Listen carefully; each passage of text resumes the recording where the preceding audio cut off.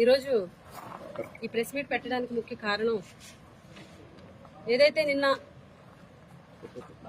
కురుపాం సిహెచ్సికి సంబంధించి అదనపు బిల్డింగ్ కానీ అలాగే భద్రగిరి సిహెచ్సి హాస్పిటల్ కానీ నిన్న పార్వతీపురం మన్యం జిల్లా ఇన్ఛార్జ్ మంత్రి గారు వ్యవసాయ శాఖ మంత్రి గారు అచ్చెన్నాయుడు గారు వచ్చి ఈ రెండు హాస్పిటల్స్ని కూడా ప్రారంభించినటువంటి అనంతరం మంత్రి గారు మాట్లాడుతూ కొన్ని వ్యాఖ్యలు చేయడం జరిగింది. వ్యాఖ్యలు చేస్తూ దుమలక్ష్మీపురం మండలంలో భద్రగిరి హాస్పిటల్ని ఉద్దేశించి ఈ హాస్పిటల్ని చూస్తే ఇది గవర్నమెంట్ హాస్పిటలా లేకపోతే ప్రైవేట్ కార్పొరేట్ హాస్పిటలా అని తలపించేలాగా ఉంది అని చెప్పేసి అచ్చెన్నాయుడు గారు చెప్పడం జరిగింది. అలాగే ఈరోజు ఆదివాసీ దినోత్సవం రోజు ఆదివాసీలకి అంకితం చేస్తున్నాము. ఈరోజు మా ప్రభుత్వంలో వైద్యానికి ఎంతో ప్రాధాన్యత ఇస్తాం కాబట్టి ఇది మేము తీసుకొచ్చి ఇక్కడ ఉన్నటువంటి ఆదివాసీలకు అంకితం చేస్తున్నామని చెప్పేసి అచ్చెన్నాయుడు గారు చెప్పడం జరిగింది. ఈరోజు ఈ ప్రభుత్వం ప్రతి విషయంలో కూడా గతంలో జగన్మోహన్ రెడ్డి గారి ప్రభుత్వంలో జరిగినటువంటి అభివృద్ధిని, గతంలో జగన్మోహన్ రెడ్డి గారి ప్రభుత్వంలో జరిగినటువంటి పనులని వీళ్ళు చేసినట్టు, వీళ్ళే నిర్మించేసి వీళ్ళే అన్ని చేసేసినట్టు ఈరోజు క్రెడిట్ చోరీ అన్నమాట. క్రెడిట్ చోరీ అనేది ఈ కూటమి ప్రభుత్వానికి అలవాటుగా మారిపోయింది. ఎందుకనంటే కురుపాం హాస్పిటల్ గాని అదనపు బిల్డింగ్ 3 కోట్ల రూపాయలు, అలాగే భద్రగిరి 9 కోట్ల రూపాయలు, సుమారుగా 9 కోట్ల రూపాయలు హాస్పిటల్ గాని ఈ రెండు కూడా జగనన్న ప్రభుత్వంలో అప్పుడు నేను డిప్యూటీ సీఎం గా ఉన్నప్పుడు శంకుస్థాపన చేయడం జరిగింది. ఒకసారి చూడండి, 2020 నవంబర్ 19న ఇక్కడే ఈ ప్లేస్ లోనే శంకుస్థాపన చేయడం జరిగింది. రెండిటికి కూడా భద్రగిరి హాస్పిటల్ కి అలాగే భద్రగిరి హాస్పిటల్ కి కురుపాం హాస్పిటల్ కి కూడా రెండిటికి శంకుస్థాపన అనేది మేమే చేయడం జరిగింది. భద్రగిరి హాస్పిటల్ అలాగే కురుపాం అదనపు బిల్డింగ్. భద్రగిరి హాస్పిటల్కి సంబంధించి అడ్మినిస్ట్రేటివ్ శాంక్షన్ 18/11/2019లో భద్రగిరికి సంబంధించినటువంటి administrative sanction Bhadragiri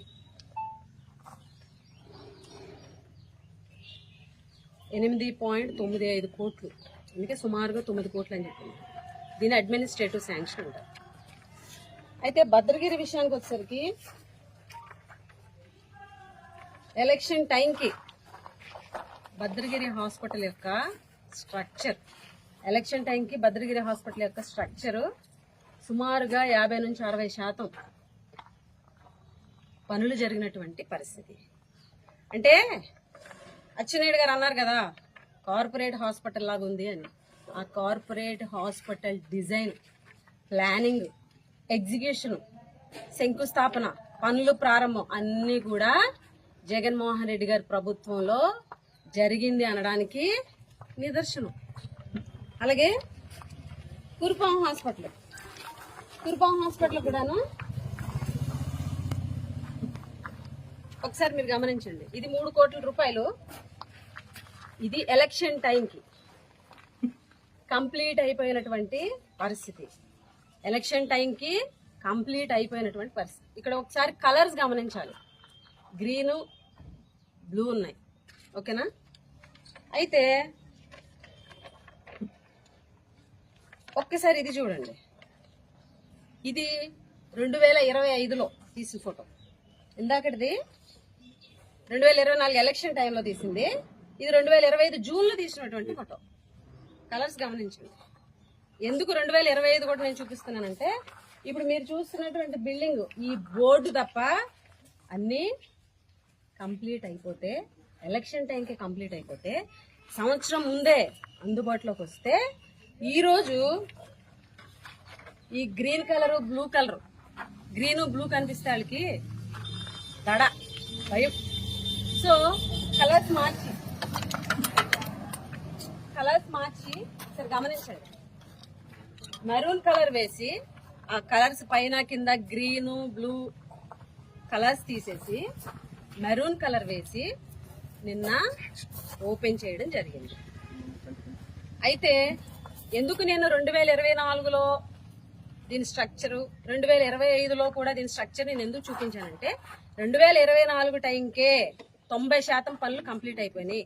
I think 95% పనులు కంప్లీట్ అయిపోయినాయి.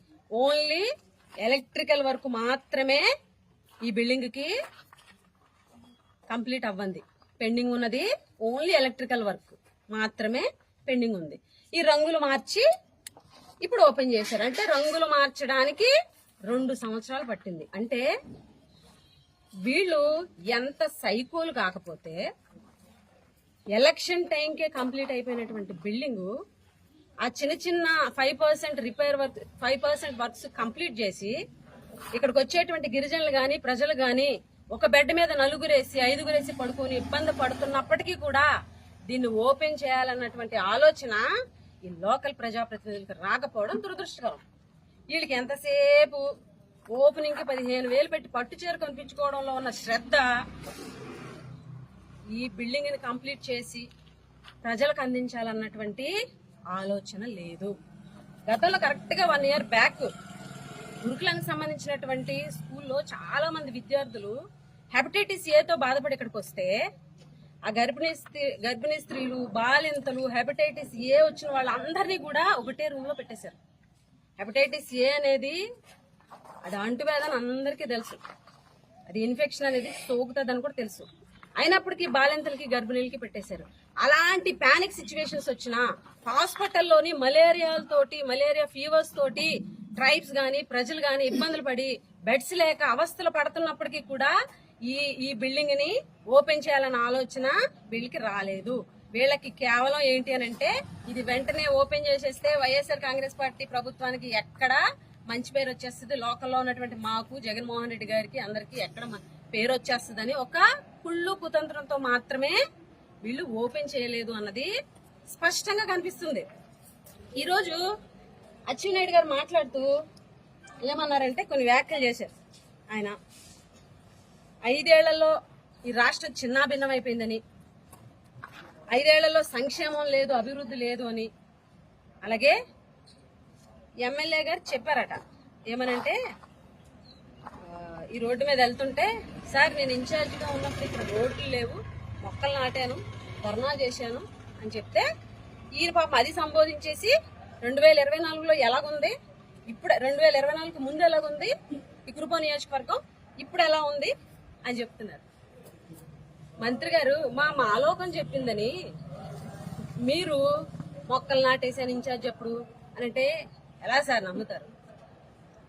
మీరు అన్నారు 6 సార్లు ఎమ్మెల్యే అయ్యాను, 2 సార్లు మంత్రి అయ్యాను, స్టేట్ అధ్యక్షుడు. ఇంత అనుభవం ఉన్నటువంటి మీరు, మీ అనుభవం ఉన్నంత వయసు కూడా కాదు మాది, కానీ ఇంత అనుభవం ఉన్నటువంటి మీరు ఇలాంటి వాళ్ళు అవివేకులు, అజ్ఞానులు, అవినీతి పరులు ఇలాంటి వాళ్ళు చెప్పిన మాటలు విని అభివృద్ధి జరగలేదు అనటం చాలా దురదృష్టకరం. గతంలో డిప్యూటీ సీఎంగా పనిచేశారు, ఎంతో అభివృద్ధి చెందిపోయి ఉంటుంది కురుపాం కాన్స్టిట్యున్సీ అనుకున్నాను. కానీ ఎటువంటి అభివృద్ధి కూడా ఈ కాన్స్టిట్యున్సీ చెందలేదు అని చెప్పేసి ఆయన మాట్లాడారు. అచ్చెన్నాయుడు గారికి తెలియజేస్తున్నాం ఏంటి అని అంటే, మంత్రి గారు మీరు ఏదైతే రోడ్డు మీద వచ్చారో తోటపల్లి నుంచి కురుపాం వైఎస్ఆర్ విగ్రహం వరకు, అలాగే వైఎస్ఆర్ విగ్రహం నుంచి కోనగూడ వరకు, అక్కడ నుంచి తోటపల్లి నుంచి కురుపాము వైఎస్ఆర్ విగ్రహం వరకు 33 కోట్ల రూపాయలు, సుమారుగా 14 కిలోమీటర్ల రోడ్డు మేమేసిందే. మీ వాళ్ళు వేసింది కేవలం సీసీ రోడ్డు మాత్రమే, సీసీ డ్రైన్ కూడా కాదు. కురుపాము, సీమనాయుడు వలస, పెదమేరంలో సీసీ రోడ్డు పక్కనటువంటి సీసీ డ్రైన్ కూడా మా ప్రభుత్వంలోనే అయ్యింది. మొత్తం బీటీ రోడ్ అంతా మా ప్రభుత్వంలోనే అయింది. ఒక 500 మీటర్ల సీసీ రోడ్డు మాత్రమే మీ ప్రభుత్వం వచ్చాక అయ్యింది. అలాగే మీరు వస్తూ వస్తూ దారిలో కిచ్చాట రోడ్డు చూసుంటారు, దగ్గరగా 1,40,00,000 రోడ్డు. అలాగా వెళ్తే దానికి ముందు సీతంపేట ఆ రోడ్డు కానీ, అలా ముందుకెళ్తే గొట్టువాట రోడ్డు కానీ, అలా ముందుకెళ్తే కోనగోడ రోడ్డు కానీ, అలాగే వైఎస్ఆర్ విగ్రహం నుంచి కోనగోడ వరకు రోడ్డు కానీ,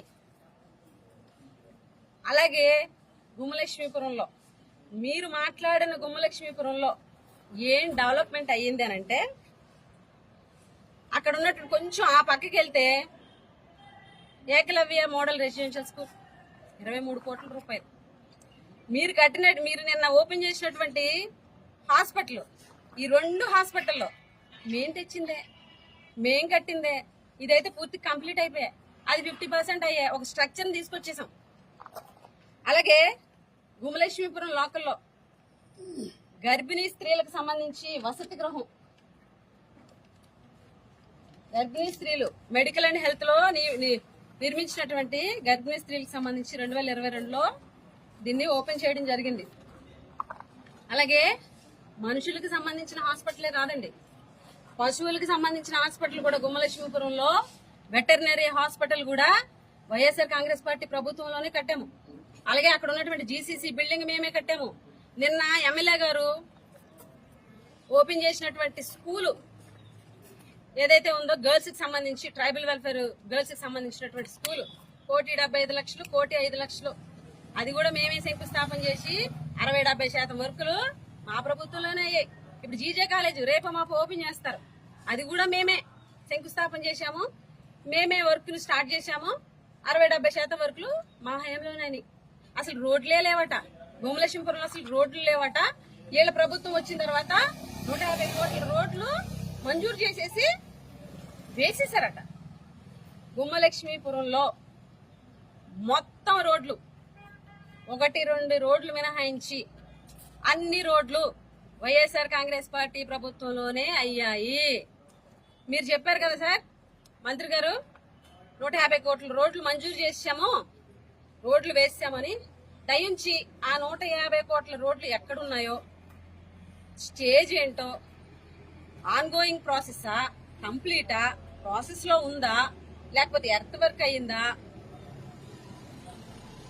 లేకపోతే ఫార్మేషన్ అయిందా, పీటీ అయిందా, ఒకసారి ప్రజలకి చెప్పాల్సినటువంటి అవసరం ఉంది. ఎక్కడో చెప్పినటువంటి అబద్ధాలు ఇక్కడికి వచ్చి చెబితే చూస్తూ ఊరుకోము.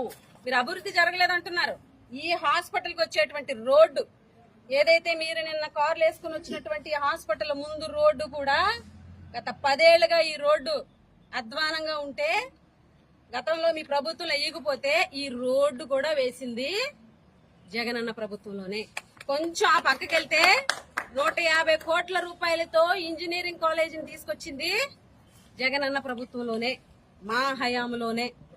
రోడ్లు గాని, బిల్డింగులు గాని, అదేవిధంగా ఇంజనీరింగ్ కాలేజ్ గాని, ఇవన్నీ కూడాను జగనన్న ప్రభుత్వంలో మా హయాంలో అయ్యాయి. అది మీకు క్లారిటీ ఇస్తున్నాం.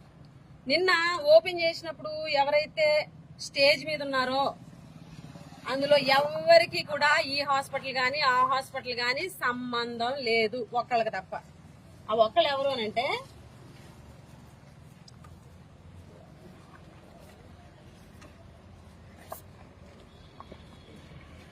డిసిహెచ్ఎస్ గారు. అప్పుడు విజయనగరం డిసిహెచ్ఎస్, ఇప్పుడు పార్వతీపురం మన్యం జిల్లా డిసిహెచ్ఎస్. ఆయన అడగండి ఒకసారి, ఈ హాస్పిటల్స్ శాంక్షన్ అవ్వడానికి, వర్క్ గ్రౌండ్ అవ్వడానికి, టెండర్ అవ్వడానికి, కాంట్రాక్టర్ రావడానికి, ఎగ్జిక్యూషన్, డిజైన్ అన్ని ఎవరు చేశారు, ఎంత కంప్లీట్ అయింది, ఈ రెండింటికి కూడా ఏ ప్రభుత్వం కారణం అనేది డిసిహెచ్ఎస్ గారిని అడగండి సరిపోతుంది. ఇప్పుడు డిసిహెచ్ఎస్ కూడా ఆయనే కదా. ఈ 2 కూడా జగనన్న ప్రభుత్వంలో అయింది. ఈ మాట్లాడుతుంది ఏమంటారంటే, ధైర్యంగా నేను తెచ్చేసా, నేను కట్టేశా, నేను ఇచ్చేసా అని చెప్పుకోలేక ఓపెనింగ్ చేయడానికి నాకు రాసి పెట్టాడు దేవుడు. అది ఎప్పుడు రాసిందట. నేను ఒకటే చెప్తున్నా, శిలాఫలకం మీద మీ పేరు రాసి ఉండొచ్చు. ఈ హాస్పిటల్స్ 2 కంప్లీట్ అయ్యి ప్రజల గుండెల్లో జగనన్న మేము చిరస్థాయిగా ఉండిపోతా ఉన్నది మాత్రం మర్చిపోతాం. అచ్చెన్నాయుడు గారు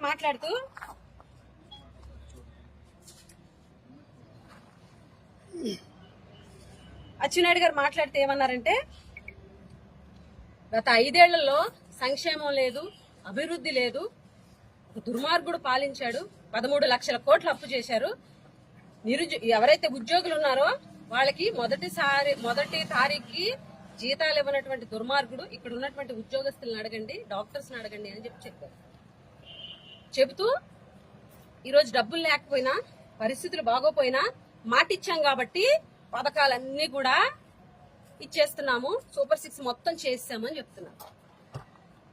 నిజంగా సిగ్గుపడాలి. సూపర్ 6 లో అన్ని పథకాలు చేసేసామని చెప్పడానికి సిగ్గుపడండి.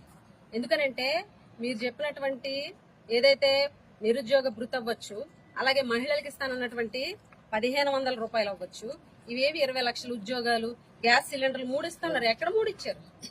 సుమారుగా ఇప్పటికి 7-8 బండ్లు ఇవ్వాలా, ఇచ్చింది 1-2 బండ్లు మాత్రమే. మీరు సూపర్ 6 చేసామని చెప్పకండి. 13 లక్షల కోట్లు అప్పు చేశారు వీళ్ళు. దుర్మార్గుడు 13 లక్షల కోట్లు అప్పు చేసి రాష్ట్రాన్ని విధ్వంసం చేశారంట. ఇదే మాట మీ ఆర్థిక శాఖ మంత్రితోటి, ఫైనాన్స్ సెక్రటరీ తోటి చెప్పించేటువంటి ధైర్యం మీకుందా మంత్రి గారు అని అడుగుతున్నారు. అసెంబ్లీలోనే స్వయంగా ఆర్థిక శాఖ మంత్రి పయ్యావుల కేశవ్ గారు గత ప్రభుత్వంలో 3,30,000 కోట్లు మాత్రమే అప్పు చేశారని చెప్తున్నారు. అప్పు చేశారు కాబట్టి అంటే దుర్మార్గుడట. మరి వీళ్ళు పథకాలు ఇవ్వడానికి అప్పు చేస్తున్నాను ఆయన చెప్తున్నారు కదా, మిమ్మల్ని ఏమనాలా? ఈరోజు పథకాలకు ఇవ్వడానికి అసలు డబ్బులు లేవు, 1 రూపాయి కూడా ఇవ్వకుండా జగన్మోహన్ రెడ్డి వెళ్ళిపోయారు. మేము ఈ రోజు నానా బాధలు పడుతున్నాం. ఆ నానా బాధలు ఏంటి? అప్పులేగా. అయితే మిమ్మల్ని ఏమనాలా? మీదేం పాలన అనాలి? జగన్మోహన్ రెడ్డి గారు అధికారంలో సీఎంగా కూర్చునే టైంకి మీరు వదిలిపెట్టి వెళ్ళింది ఓన్లీ 100 కోట్లు మాత్రమే. జగన్మోహన్ రెడ్డి గారు సీఎంగా దిగిపోయి మీకు 5,000 కోట్లు ఖజానాలో ఇచ్చి ఆయన దిగిపోయారు.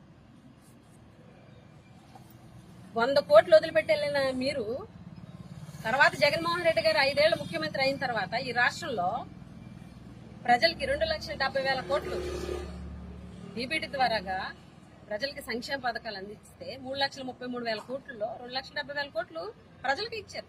వాళ్ళకి చాలా డెవలప్మెంట్ చేశారు. ఈ రోజు భోగాపురం ఎయిర్పోర్ట్ శంకుస్థాపన చేశారు అంటే కొబ్బరికాయ కొట్టారు, గుమ్మడికాయ కట్టారు.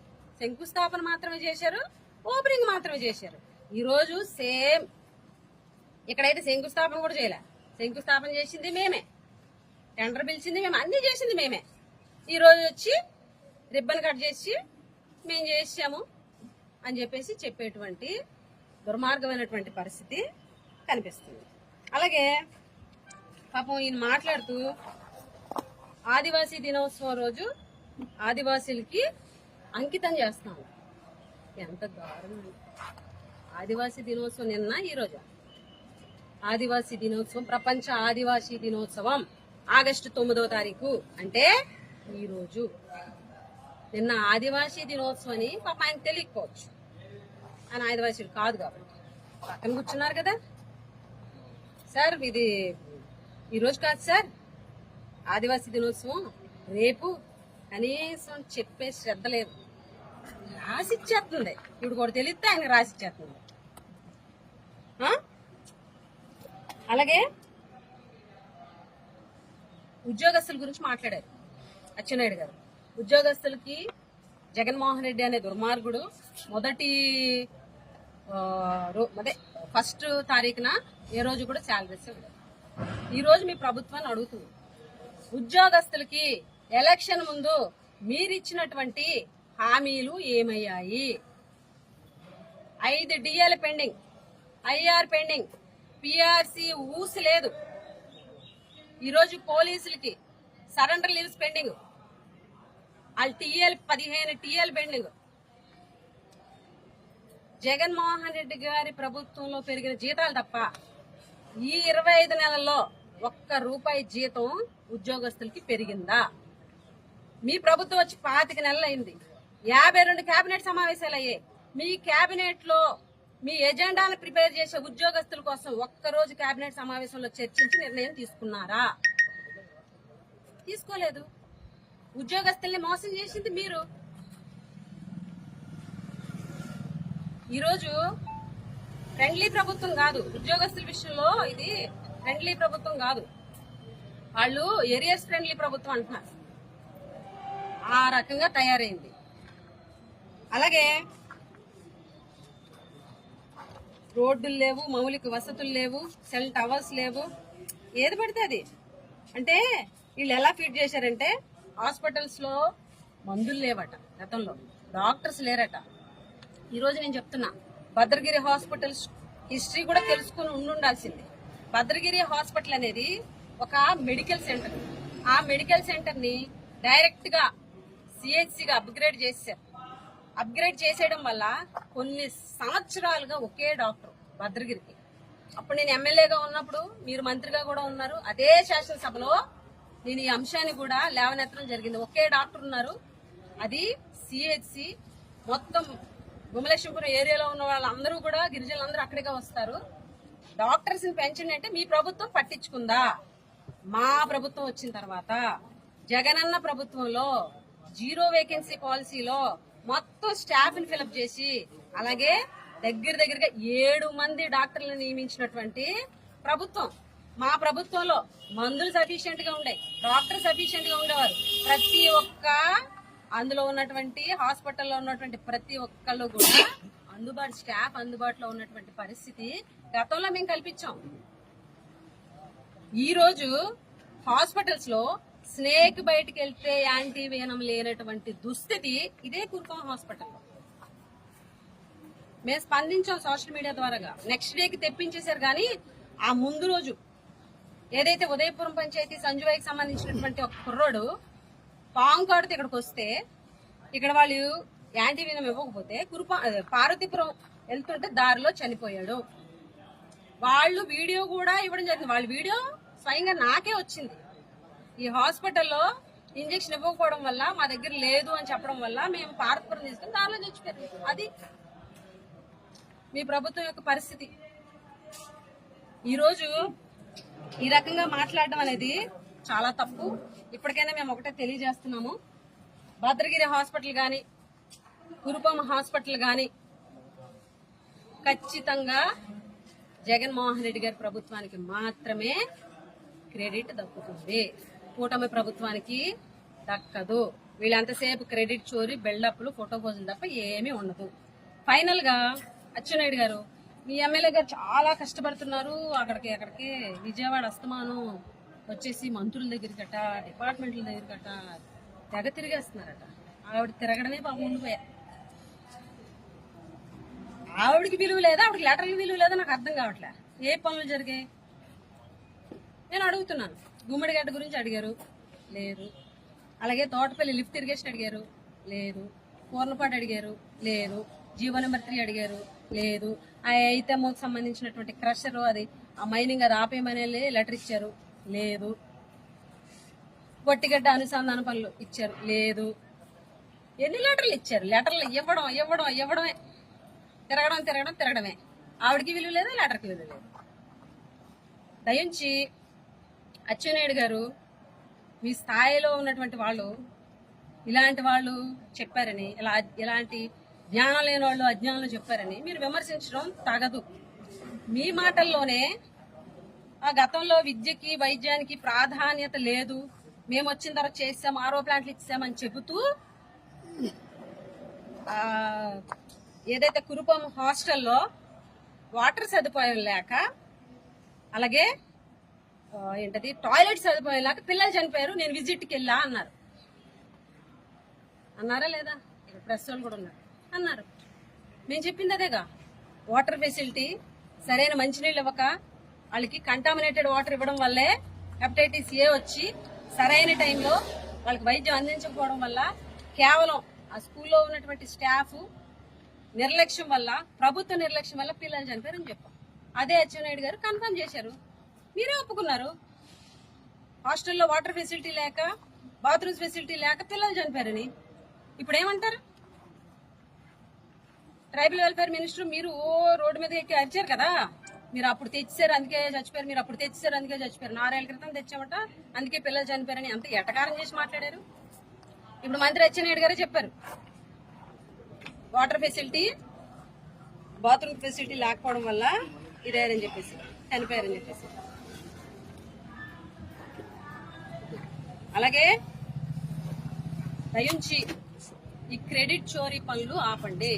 ఇక్కడ లోకల్లో ఉన్నటువంటి ఈ ప్రజాప్రతినిధి మేము ఫామ్ చేసినటువంటి రోడ్లు, మేము కట్టినటువంటి బిల్డింగులు, మేము కట్టినటువంటి డెవలప్మెంట్ ని రిబ్బన్ కటింగ్ చేసింది ఆవిడ ఈ 2 సంవత్సరాలు తప్ప కొత్తగా తెచ్చింది ఏమీ లేదు, ఈ ప్రజలకి కొత్తగా ఇచ్చింది ఏమీ లేదు అని తెలియజేస్తూ ఈ ఏదైతే కురుపాం హాస్పిటల్ గాని భద్రగిరి హాస్పిటల్ గాని ఈరోజు కన్స్ట్రక్షన్ అయ్యి ప్రజలకు అందుబాటులోకి రావడానికి జగనన్న ప్రభుత్వం కారణం అని చెప్పి తెలియజేస్తూ, ఏదైతే భద్రగిరి హాస్పిటల్ ఉందో ఆ హాస్పిటల్ పూర్తి స్థాయిలో పైన కంప్లీట్ అవ్వకుండా ఆరాటంగా సీజన్ లో ఎందుకు మీరు ఓపెన్ చేయలేదని ప్రశ్నిస్తున్నామని, అలాగే జిల్లా పరిషత్ మీటింగుల్లో ఎందుకు మీరు ఈ 2 హాస్పిటల్ ఓపెన్ చేయట్లేదు అని నిలదీస్తున్నామని వైఎస్ఆర్ కాంగ్రెస్ పార్టీ నుంచి మా జడ్పీటీసీలు, ఎంపీపీలు, జడ్పీ చైర్పర్సన్ నిలదీస్తున్నారని చెప్పేసి అక్కడ కంప్లీట్ అవ్వకపోయినా, ఏ ఫెసిలిటీస్ లేకపోయినా, ఇంకా 3 నెలల వర్క్ ఉన్నా కూడా